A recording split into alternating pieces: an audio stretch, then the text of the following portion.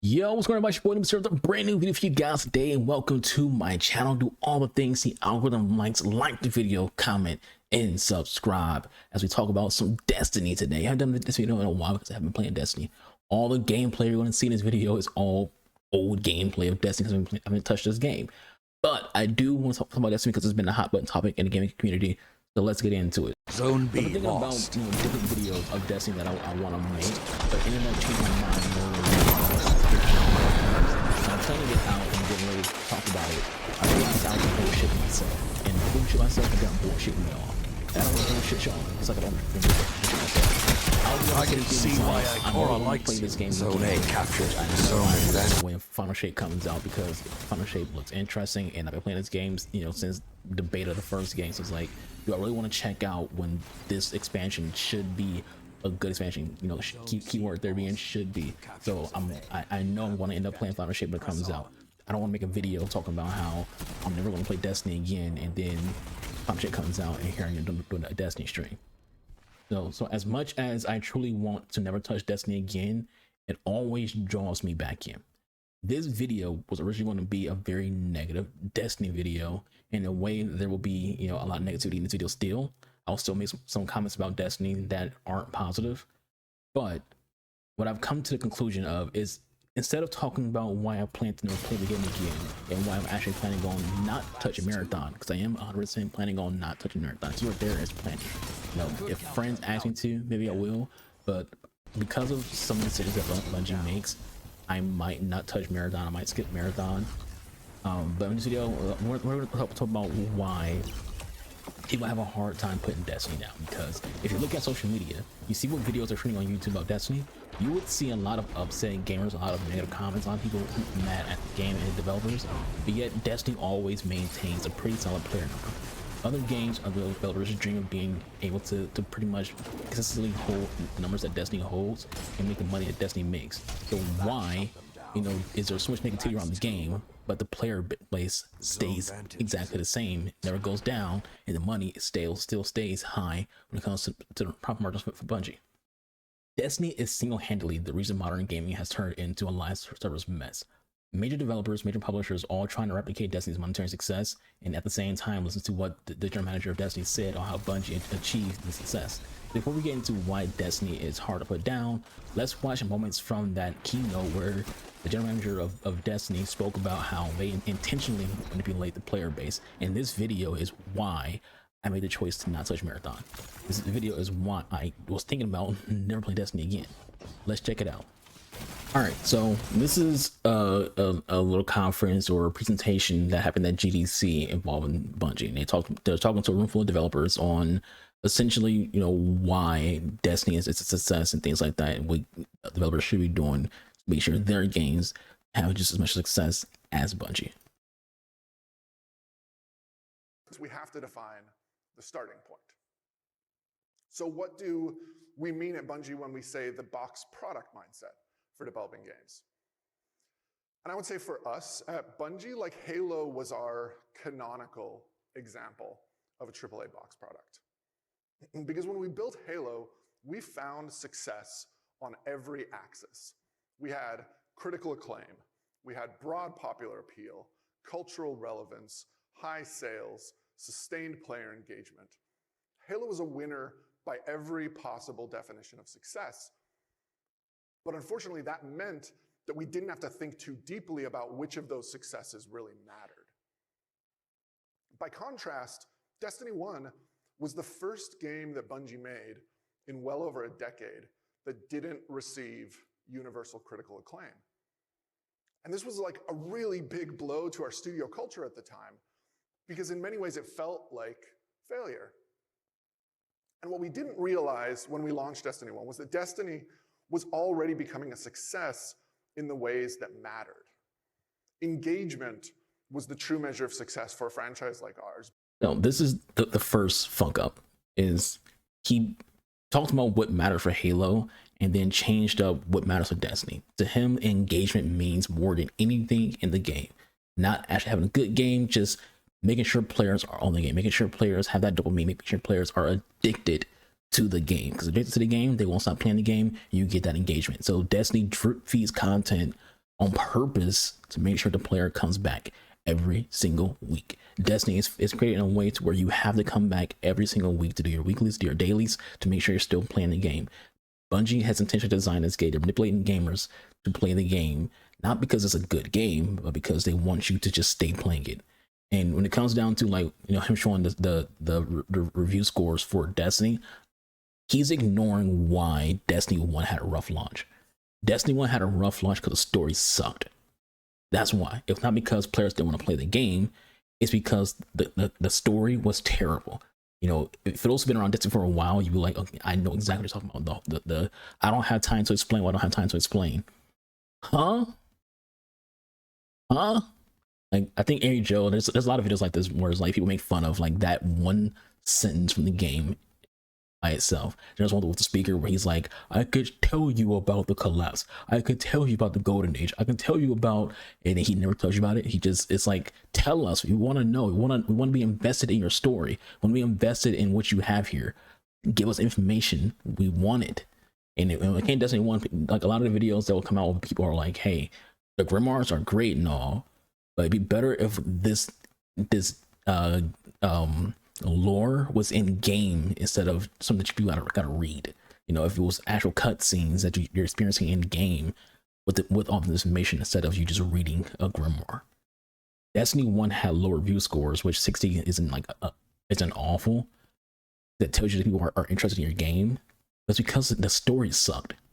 But if Taken King came out, everyone was like, oh my god, because Taken King was a very good story. That's your issue, Bungie. It's not that you need to get us hooked on, you know, an addictive measurement or regimen for the game to increase your hours, things like that. Just make a good story, because all we want is a good story. This is why Lightfall has gotten all the bad feedback that it's gotten, because the story sucked. People want a good story when they play Destiny. The gameplay is already good. You didn't do anything about the gameplay. You want a good story. But we didn't know it yet. And a lot of our efforts to make a better Destiny 2 were because we had a wrong internal definition of what success was. Because you can fix your review scores, you can fix your sentiment, you can even fix your sales as long as you have engagement. As long as you have a community of players who care about and are passionate about your game. And this creates a precedent that we have now in modern gaming, where games are coming out that are broken, unpolished, and not working properly, because developers and publishers don't care if the game is getting good reviews at the start. Are people playing the game enough to where we can patch the game for the next few months, LS Cyberpunk 2077, and we still do well? As long as, here's what these studios care about: making money and making sure that you're playing only their game. This is why battle passes are designed in a way where you don't have a lot of time to play both Overwatch and Diablo. Pick one. Because if you try to play both, you won't finish battle pass. You have no time to play Halo and Bungie. Pick one. You know, that's what games are designed nowadays. It's designed to keep you playing that game. And if you don't keep playing the game, you're going to miss out on battle pass content or story content. Hello, FOMO. Even when that passion is being expressed as like anger or frustration, anger, we eventually learn, like, anger is not the opposite of loving a game. Anger is like 2 degrees off from loving a game, and they both come from passion, from people who are highly engaged with what you're making. And the opposite of loving a game, the thing that could kill you, is apathy. And that's so much more scary than anger. But I'm getting distracted. So from way back in the Halo days, all the way through Destiny 2 launch, our process was pretty straightforward. We would hire the best talent in the industry. We would give them a lot of freedom to use their creative guts and their creative process to make whatever they considered to be the best game possible. We'd release that product with a big bang and the largest marketing push we could manage, and we'd trust that success by every definition would follow from that. And this was all summed up at the time by our studio motto: we make games we want to play. And this is at the wall in front of our studio. And we believed that when you trust your gut on making something awesome, making something that you can't wait to play, that all of the different forms of success that you might want, critical acclaim, sales, engaged players, those all just flow naturally and intuitively from that.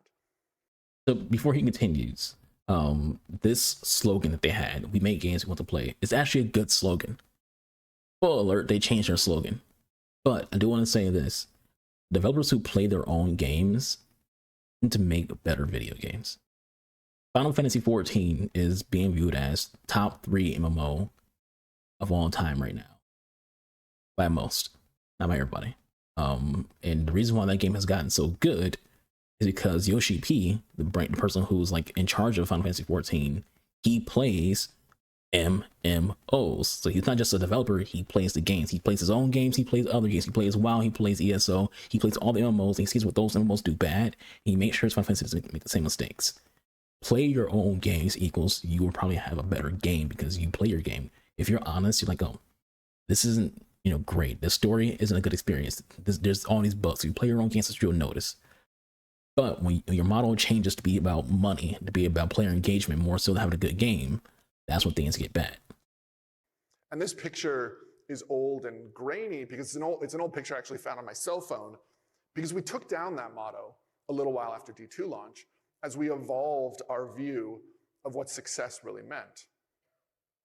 And our new studio motto, this is a more recent picture, is "We create worlds that inspire friendship." So just by like reading that and seeing that, you can understand where the issues become when it comes to like Bungie. It went from "we create games that we want to play" to "we create worlds that inspire friendship." Basically saying we just make games that'll get you and your friends playing the game. That's it. We make games not that we want to play, not that we care about, not that we're investing or we have any kind of like, not any kind of emotional passion towards it. Just we want to make sure you and all your friends are hooked on our game, are addicted to our game, are experiencing our game. Whether it's good or bad, who cares? As long as you're playing. That's what this means. We want to have all the emotes that you buy with real money, all the shaders that you buy with real money. We want you to make sure you're going to the Eververse store every single day so you can look cool from other players who are doing the exact same thing. You're making friendships based off how cool your emotes are, how cool your sparrow is, how cool your shaders look, and things like that. Through the Destiny community of fashion and all that kind of stuff, you're going to make friends and you'll be hooked on this game. Destiny, Bungie, this is their GM, does not care about making a good game. They care about making sure you're spending money and making sure that you're just hooked on it. Purpose has a bunch of benefits over the old one, like including the fact that we make games we want to play. It sounds a little too much like it's just like gatekeeping for bald middle-aged white guys like me. But besides adopting a more global and inclusive view. So basically what he just said there was saying we play games we make games we want to play is gatekeeping. It sounds like using a buzzword to just use a buzzword. Like, hey, gatekeeping is something everyone's familiar with. Let's just say that. Let's say making a game we want to play is gatekeeping. So Yoshi P is gatekeeping Final Fantasy XIV. Miyazaki from Software, making Elden Ring and Dark Souls games the way they make their games, they're gatekeeping games because they're not making games that create friendships, making games that people want to play. This is really about a shift away from that box product mindset into the service mindset. And again, I'm not talking about the product design. I'm not talking about business models or like free to play or microtransactions. I'm talking about something much more fundamental to how we think about success. Like if you think about the best AAA box product games out there, like The Last of Us's, the Tsushimas, the Elden Rings, there's plenty more that I could throw up on here. Horizon, like core to the box product mindset in these games is the goal of exceeding your expectations in every way across every axis. They blow your mind with their scale, with their polish, with their quality. At their best, they often almost feel like perfect games. But we all know that these products don't start perfect.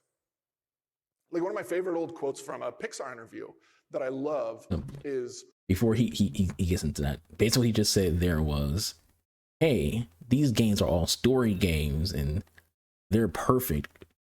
We don't want to be perfect. We don't want a game that is great from beginning to end, because there's not a lot of long-term money in that. There's long-term money in piecing a game out across multiple seasons, to where that's where the content is in the entirety of a season, instead of you can play the entire campaign in 2 days and be done. And at this point, because like this little whole Pixar thing I'm trying to say right now, he's basically misinterpreting this quote.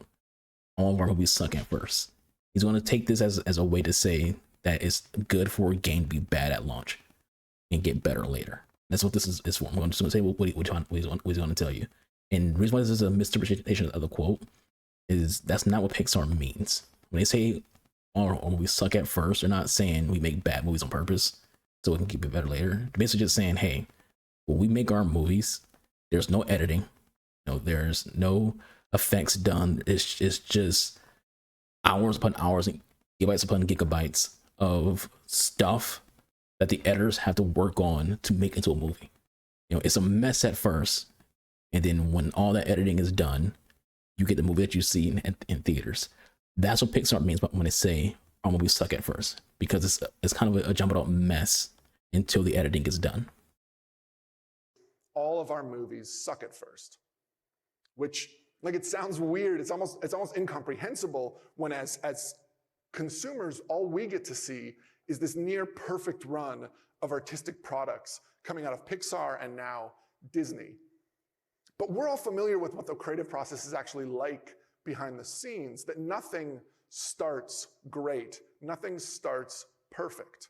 Making anything great is always about iterating through failure after failure, making it just a little bit better each time until you finally have something incredible. And this idea of taking a game, taking any creative idea, and doing all of that iteration in secret at your studio, so that the only thing you release, the only thing your audience sees is near perfect, that is what we're talking about at Bungie when we say the box product mindset.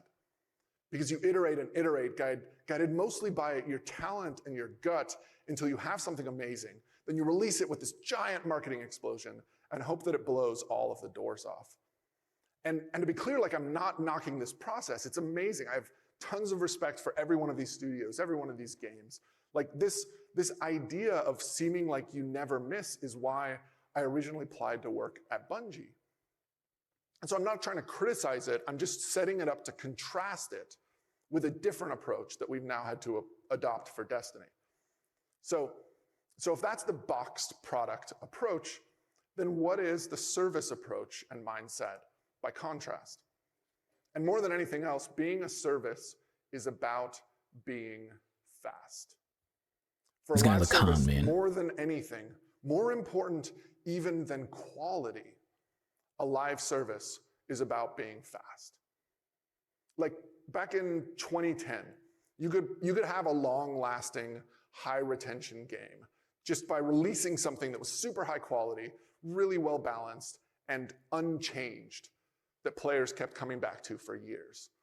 But to stay afloat as a service today, you need to be constantly feeding your players. You need to be responding to their concerns. You need to be making the game better.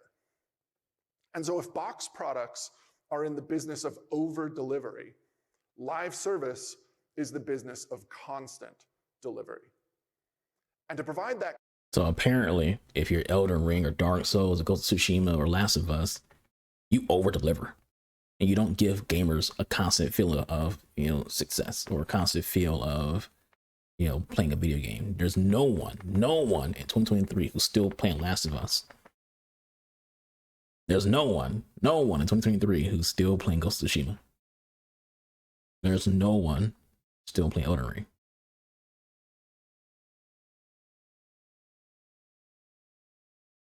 Because his mindset is, if it's a box product game, if it's a single player game, and it only has that longevity of the initial release, and that's it. After that initial release, no one cares about it anymore. No one's going to play it.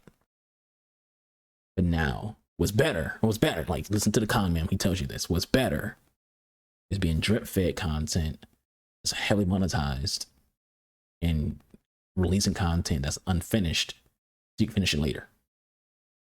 To the con man. constant delivery to players, you need to be fast. You need to be as fast as your organization can possibly be. And so at Bungie, one of the key lessons that we codified here to shift our mindset is that velocity is more important than position. Like, your position is your game's quality right now. How good is it? What issues does it have? How much content does it have to engage your players? And these are all important questions, but so much more important for us now is how fast can you change that position?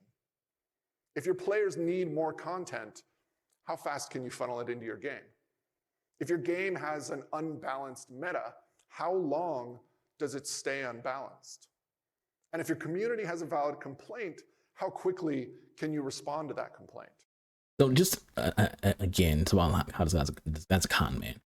Everything that he says is like it's all kind of like, you know, it's a car salesman. He's trying to convince the developers in the studio, because again, this conference is at GDC, which is for developers. So he's talking to a room full of developers, so he's trying to convince them to be just like Bungie when it comes to like how to design. If you're a Destiny player, you already see the bullshit between what he's saying. You know, it's about how fast you can change a problem. How long do we have to stick with freaking the broken meta of what you call them? I forgot the freaking subclass name for the hunters.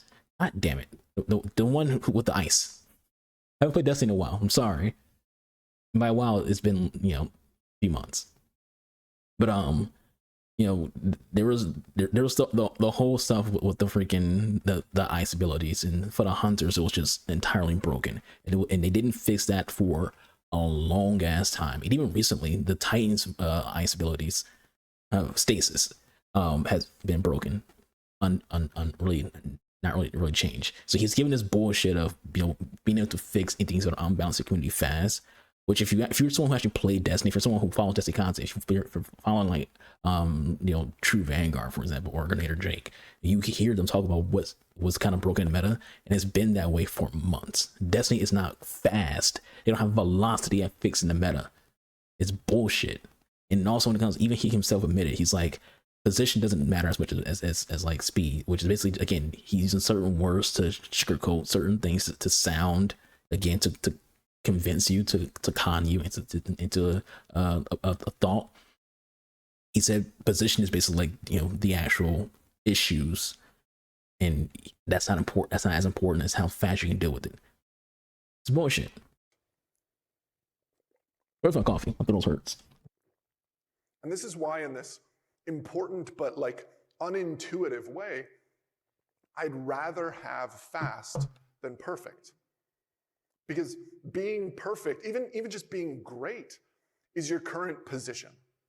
But fast is your velocity. And a fast game will become great. But a great, slow game will very quickly fall behind. Again, he's telling you, make your game and put it out. If it's broken, it's broken. Just be fast at repairing it. But if a game's good and there's any issues, it's not going to stay good long. It's kind of like what he's saying. We're all understanding that the issue with Elden Ring is it won't be good forever. Elden Ring is still a pretty good game. The issue with Last of Us won't be good forever. It's 2023, and they just released the Last of Us game. The first game got re-released in 2023. So like, let's tease apart a tangible example for us at Bungie. This shift in our mindset to focus on velocity has meant that for our future games that we're building, we mentally shift a lot of our focus away from the launch of the product. Because like all of our industry experience and training, all that box product training has us traditionally laser focused from like day one on having the best possible game on the day it launches. That's what you're losing sleep over, is like, what's going to happen when we finally get to launch day? And now it's who gives a fuck. If it's broken, it's broken. If you're trying to make a live service, we found you should actually kind of de-emphasize that launch in your mind. Like, a much more important question is, what is your roadmap and release tools going to look like for the first year after your game launch? So what is it going to look like to repair your broken game after you launch it. Because it's going to launch it, it's going to be, you know, a mess.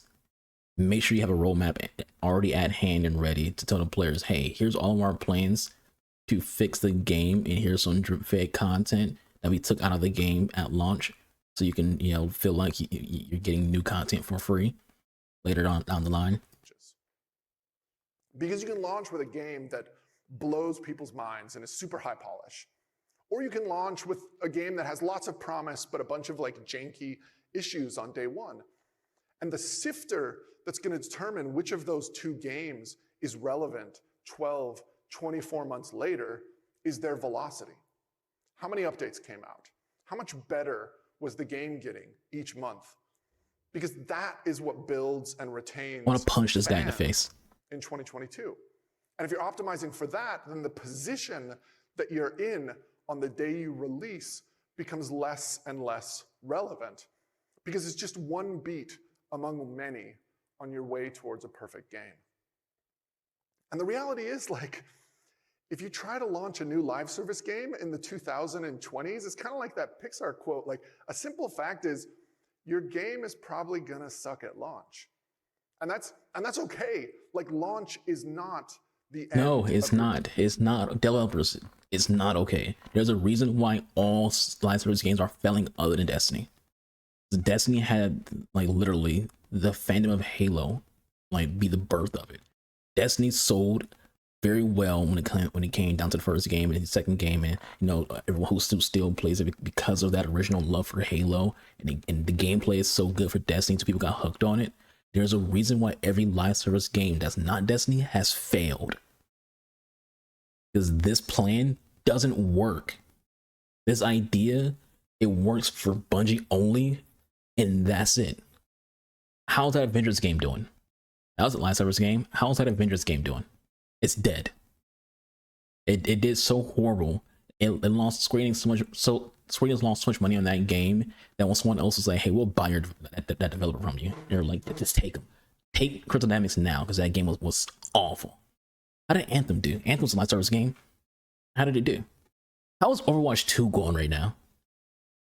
Overwatch 2 switched to be a live service game. How is Overwatch 2 doing right now? Don't worry, I'll wait. How did Outriders do?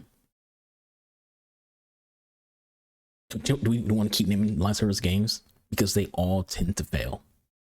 Why? Because this doesn't work. What he's saying doesn't. It has worked for Bungie in this rare situation, and it hasn't worked for anybody else for a reason. For a reason. This guy's a con man, trying to convince people into being just like Destiny, being just like Bungie. Meanwhile, all Bungie has gone for is people who are just addicted to the game. People who have an obsession with the game and can't put it down because they just like the gameplay so much. And then there's FOMO. Then there's freaking sunk cost fallacy. They spent so much money and time into Destiny, so I was like, I can't stop playing this game because I've invested so much money into it. I can't get my money back. Sunk cost fallacy is a real thing. This guy in Bungie, they hire psychologists to figure out ways to get people hooked onto their game, and that's why he brought it to Destiny. This is a real thing. There was a literal psychologist at a different keynote. I'm not going to try to that video because the videos are going to be long. Who talked about, like, you know, how to manipulate, you know, gamers mentally to be hooked onto a video game. These are con artists. These are, you know, not good people who are kind of just saying, hey, those other games that are actually good games that launched, those other games that people remember forever, ignore those games. What matters is live service, because maybe you could be just like Destiny one day. Maybe you, developer in the front row, you could be just like Destiny one day. One day, though, chances are you're probably more just like another Avengers game or another Anthem or Overwatch 2. Or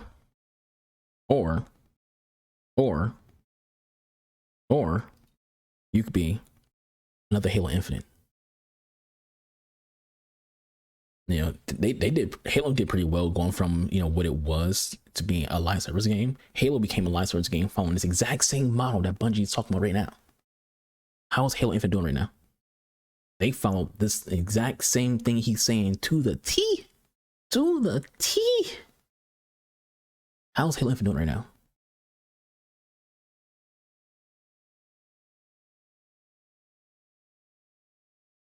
What about Fallout 76? Fallout 76 is a live service Fallout game.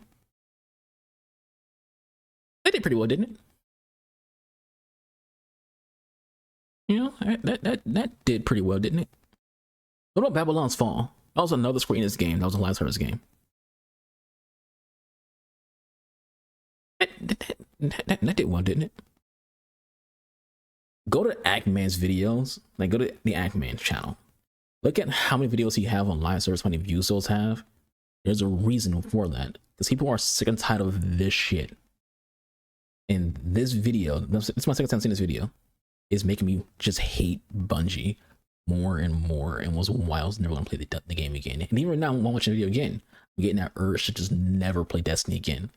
Because it's just a con man who's like, hey, we don't need to have a good video game. We just need to make sure people are playing it. Get them hooked on it, make them addicted to it, make them spend money. Because if they spend money, then they're going to be even more hooked, because someone's fallacy. The chance of you staying playing a game is higher if you spend money on it. Because now you want your money back. You want your value.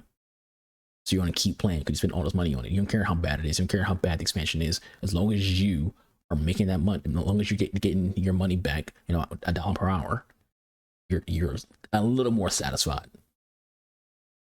Journey, launch is the beginning. Like, no new game iterated on in secret for however many years can show up and immediately beat the existing live services that have had the advantage of being able to iterate directly with their community for 5 or 10 years. You don't get to win that battle on day one. But if you're focused on your velocity, not your position at launch, then the better challenge becomes how fast can you improve your game once you are in that same direct dialogue with your community? How quickly can you change your existing roadmap if you find something in the live game? Can you deploy weekly patches, daily patches? If you have a major exploit in your game, can you identify the issue, then triage it, test it, and deploy a hotfix in 24 hours? Because if you're focused on those 24 hours. Remember when it was like an issue with like with grenade launchers? They fixed that in 24 hours? When was the last time Bungie had like had a flaw in Destiny that was like so annoying and game breaking for the player base to where it was fixed in a day? Never. Challenges, building up that velocity before you launch, instead of just focusing on your position at launch, then your game will get to perfect with shocking speed, and you'll be making a game that is perfectly tailored to your community and built to last. So a bunch of this, like the big cultural hurdle for our team and our organization, one of the main themes that I'm going to keep returning to is about redefining success. Like, what does quality mean to you and to your team? And I don't just mean in terms of like business goals or KPIs or something. Like, I mean in your bones, like in your heart. Why do you get up and go to work making video games every day? And for us at Bungie, for a lot of us, like, it used to mean that feeling of seeming perfect, of being impeccable, being uncriticizable. That is all part of that box product mindset. But now we're instead focused on being fast. And the really tough part here, though, is that to do that, you have to get comfortable with public failure. Like, you have to get comfortable with all those failures and those iterations, that journey from your game sucking to it being great, more of that happening out in the open instead of in secret at your studio. And this trade-off is worth making. Like, it gives you... Essentially, what this means is if the feedback that you get is negative, be okay with it. You know, if the community is mad at you, just be okay with it. It's like, oh, they're mad. Okay. They're still playing the game. And this is kind of what I was telling people about Overwatch 2, is that if you look at Twitter, Overwatch 2's fan base is just nonstop upset, but they're still playing the game. Destiny community, when it came to like all this stuff with the community being mad about PvP, being mad about, you know, things that are broken, and being mad that basically Destiny's being milked to freaking fun marathon, they're still playing the game. Studios don't give a flying fuck if you're mad, if you're still playing, they might make an apology freaking post like Cyberpunk did, and that's it. Or they might just be like, whatever, we'll fix it, we fix it, which is what usual Bungie does. It gives you speed. It lets you feedback and iterate and get better faster. It makes the final product even better. But you have to be willing to take those lumps, which are a lot.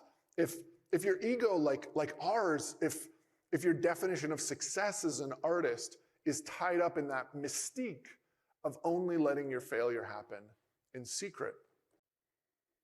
And the mantra that we came up with during that difficult year was first trust, then retention, then revenue.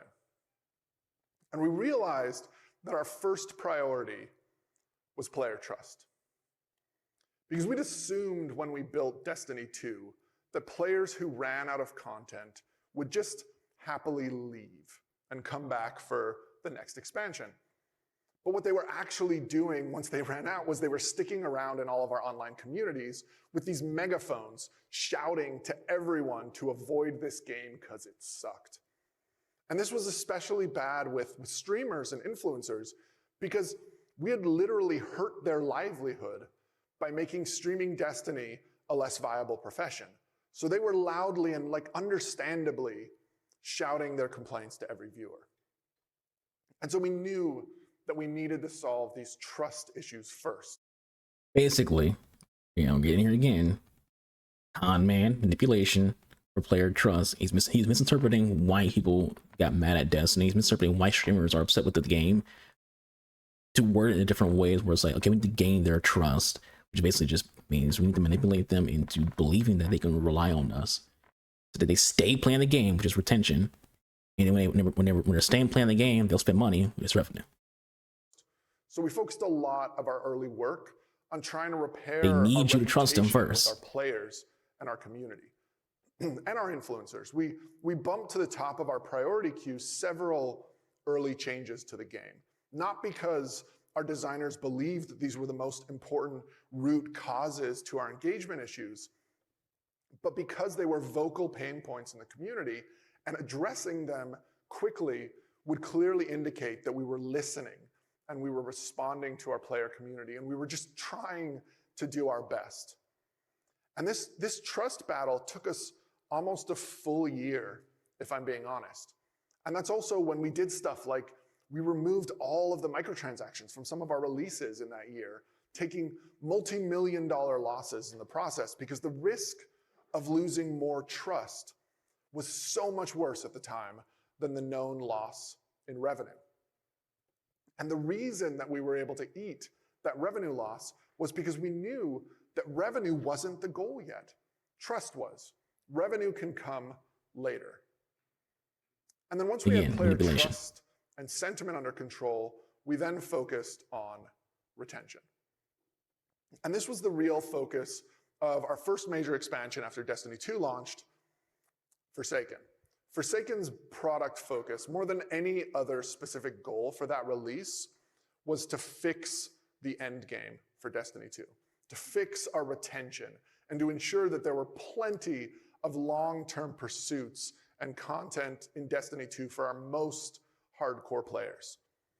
And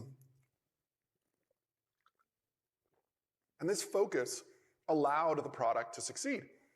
Not just succeed in being a great expansion, which it was, but being the expansion that Destiny 2 needed at that moment in time as a service. And it worked. So this was that terrifying moment in February of 2018. But by the time Forsaken launched, 1 year in, our brand trust was back on track. Our retention had recovered from that precipitous drop. Because you put out new content, and that new content had an important character die, Cade, and it was actually a decent story. Gamers like good stories that have major moments that happen that make it must-play content. Must-play content is finding out why Cade died, who killed Cade, what happened with Cade. All of that drew players in to play the game. not because you manipulate the player base in, you know, to make more money, because they saw the content like, oh shit, this looks like it's going to be good. And for the most part, Kane Forspoken, a lot of people were high on it because of the story being good, which goes back to what I said before about if you make a good video game with a good story, people will play it. You don't have to do any of this other dancing around BS this guy's doing, none of the con artist stuff, none of the manipulation, if you just make a good video game that has a good story. Because again, you fast forward back to Destiny 1, Destiny 1's lowest moments were when the story sucked. When the game launched, the story sucked. It struggled. When it came down to the Crota expansion, it was doing a little bit better, but again, it wasn't great. Destiny's story was not doing good at all until Taken King came out. Taken King is the biggest standpoint in the history of Destiny, period. Even Destiny 2. The biggest standpoint for Destiny as a video game was Taken King, because that's when we're like, oh shit, this is a really good story. You know, Rise of Iron, also pretty freaking solid story. So when you tell a good story, the players play your game and they enjoy it. When you don't tell a good story, the players are upset. The reason why he jumped right to Forsaken is because every expansion before that, the story sucked. Which is why they're okay with sunsetting, because, you know, who's going to be mad about sunsetting when they all think that the story sucked anyway? You still carelessly pay for that content. You sunset content we paid for. Curse of Osiris sucked, but we paid for it. You know, but Forsaken is a good story. So we came back to play the game for the good story. There's a you notice that something here in the concept, right? We make a good story, we play the game. After D2 launch. And only after we had solved for trust and solved for retention did we then actually start paying attention to the business again. That was when we started experimenting with revenue innovation that we knew would ultimately be player wins, but were complex. And we knew that they needed to be built off of a foundation of trust. So that was when we started charting our course to get out of loot boxes, or and move our sword to direct purchase. That's also when we started to add a free-to-play entry point into our game. Like, these were all designed to further sustain the long-term Destiny hobby, and I think they've made our game better for all players. Success were. And importantly, these goals, they change from release to release. So that was a really simple example. 3 definitions of success, layering them on one at a time. As we've iterated since then, it gets more and more nuanced, because we keep trying to build more and more precise definitions, largely the same team. And what comes with that increased complexity is yet another redefinition of what success looks like. Because success for a great train station means predictability. It means scheduling rigor. It means no one should be doing any heroics. Like, there's this great, I don't know, maybe it's apocryphal Miyamoto quote that... Here comes another misinterpretation of a quote. Again, you saw earlier in the video, he misinterpreted a quote from Pixar. Now he's going to freaking misinterpret a quote from Miyamoto. A delayed game is eventually good, but a bad game is bad forever. But we found that once you're in a train station mindset, you actually... So, to give context of what Miyamoto means, he basically just says, hey, if you need to delay your game, delay your game. You know, if your game's going to be good because of that delay. If a game is, you know, let's say, you know, Elden Ring is, before it comes out, it needed to get delayed because, you know, the game needs more polish.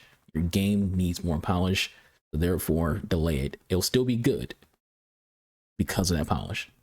However, if you don't delay it and it's a bad game, then that's all it's going to be known for.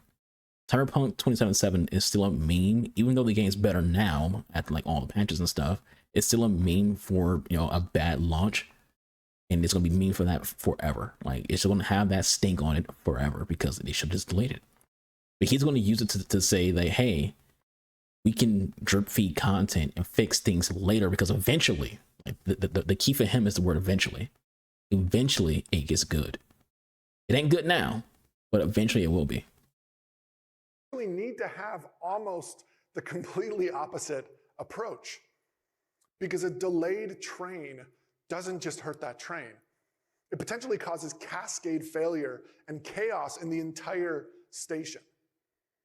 Whereas the reality is today, a bad game can be fixed. And like, I hope y'all are hearing the point that I'm trying to make here. Like, I'm not trying to dunk on Miyamoto. I'm not trying to say that quality isn't important. But like that earlier point about velocity, it's that you don't get the quality on a service through perfectionism or through heroics and overextending yourself in any one given moment. That is train thinking. It's not station thinking. Instead, you get to quality one train at a time. Like, our seasons in Destiny right now are the best. Like drip feeding content one at a time. Our community would agree with. So are our expansions right now, the best they've ever been. And the reality is our seasons got there a fair bit. He said the expansions are the best ever been. How's Lightfall doing? The best ever been. Witch Queen has been like the only good expansion in a while. Damn. Bit quicker than our expansions did, despite our seasons being under tighter schedule constraints with less room to like iterate and polish. And so do you know why they got there faster? Because right now we're on season 16. We've been able to iterate so many times as train after train passes. Been able to drip feed content for 17 seasons. But that also means that to keep the station running, you need to let trains go out the door that carry risk on them that you might not be comfortable with, or that have things that you know could be just like a little bit better if you just backed up the train station just for a couple weeks and did a heroic savings throw. And we've had to learn painfully not to do that, because that only makes things worse. So that video, that keynote, pretty much single-handedly made me not want to play Destiny again. And it's frustrating to watch that happen, because, you know, again, you can see through his bullshit. You can see that he's manipulating things. He's being a con man. He's been a car salesman to talk other developers into being like Destiny. But yeah, like I said, there's a lot of examples of that failing, that this ideology that he has failing, and it worked for Destiny and only Destiny. You know, when it comes down to it, for a reason. And again, it's because of that initial launch. If Destiny 2 released in 2023 the way it is right now, it would be a dead game. No one freaking play it. But because you have that sunk cost fallacy, because you have that FOMO, people won't stop playing the game. Even myself. You know, I said I was going to stop playing the game, but I might come back because of Final Shape. That's FOMO. The fear of missing out on Final Shape is the only thing keeping me from uninstalling the game. I don't play it. I haven't touched it in a while. But I have the game installed because Final Shape, I don't want to miss out on that. And yeah, it works. FOMO works, obviously. Sunk cost fallacy is a real thing. So why can't Destiny players outside of that put the game down? Why do its players get so upset but never leave, and the ones who do only stay away for a bit then come right back? Well, let's talk about me in this regard. I haven't played Destiny since a month or so before Lightfall came out. I haven't played Lightfall, didn't buy Lightfall. I never will. Just a 0% chance of me buying Lightfall. Lightfall doesn't interest me, and if you look at the reviews, it's terrible anyways. That's kind of why I, went away from Lightfall. I saw the reviews, I heard about what was going on with it, and I was just like, wow, I am not touching that. I stopped playing Destiny because the game has become mostly a chore. Getting on a few times a week just to do weekly resets, and that's it. The game has pretty much turned into a mobile style game when it comes to monetization. There's just so much of it, so much of the game is behind paywall. So much of the cash out is pretty expensive for a video game. All the while the game sunsets paid content. Sunsetting is why a lot of people who did stop playing the game and never came back, that was their breaking point. My breaking point is kind of this video.